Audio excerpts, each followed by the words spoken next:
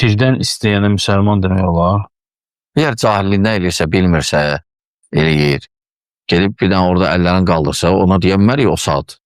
Bəli. Sən müşriksən. Amma birdən cahilliyindən gedib deyirsə ona nəsə, o kafir deyil o. Ümumən ayrıdır. Biz də deyirik, Allahdan qeyrisindən istəyən kafirdir. Amma müəyyənə gələndə qaydalar var.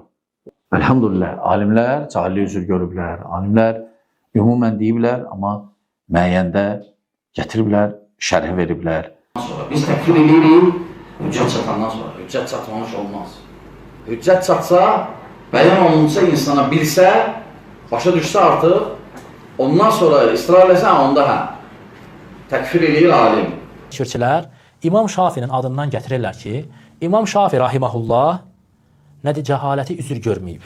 Burada dayanırlar ki, İmam Şafiyə deyib ki, əgər cahilliyinə görə üzürlü sayılsaydı, o zaman cahillik elmdən xeyirli olardı. Bu deyir, nədir? Açıq aydın dəlildir ki, İmam Şafi cahilliyi üzr görməyib. Və siz də deyirsiniz ki, sələfdən cahilliyi üzr görməyən yoxdur. Sələfin hamısı cahilliyi üzr. Bu da İmam Şafi sənə belə şübhə gətirir. Görün davamında nə deyək? Haqq ona təbliğ, ona bələğ olduqdan sonra, ona çatdıqdan sonra və o da öyrənməyə qadir olduqdan sonra onun cahilliyində onun heç bir hüccəti yoxdur. Cahil qalmasına üzrü yoxdur deyir. Nə zaman üzrü yoxdur deyir İmam Şafi?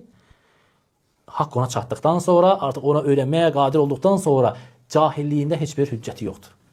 Sözü o zaman oxuyursansa axıra qədər oxu. Axırı sərf eləmir deyə əvvəlini əlində bayraq edirsən, lakin axırını sən oxumursan.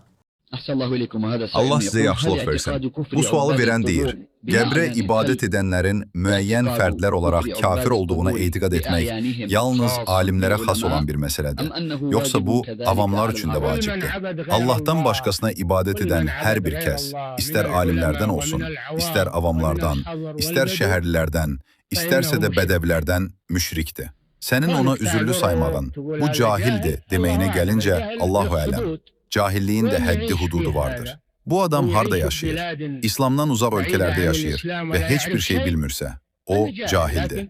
Lakin müsəlmanların arasında yaşayan, məscidlərdə iştirak edən, Quranı eşidən, hədisləri eşidən və dərslərdə iştirak edən bir kəs üçün bu cəhalət nə vaxta qədər davam edəcək?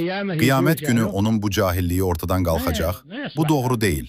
İnsanlara bu şəkildə üzr axtarmaq və işləri onlar üçün asanlaşdırmaq caiz deyil.